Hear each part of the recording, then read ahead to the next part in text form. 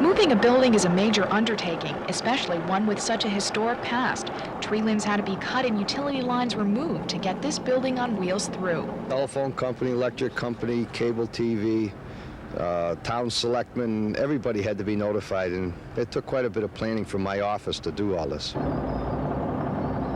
This red frame structure was converted into a workplace for Rockwell in the 1950s. In order to survive the 2-mile journey, it had to be moved in 2 sections. The procession inched along to its new home on Route 183 in Glendale.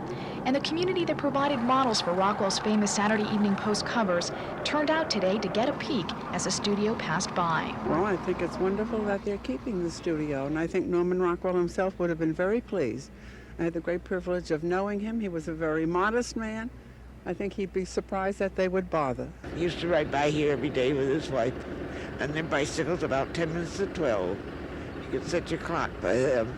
I really believe he'd be laughing at all of this fanfare today. A little skeptical, and as somebody said earlier, he'd be really cross that we'd moved his studio.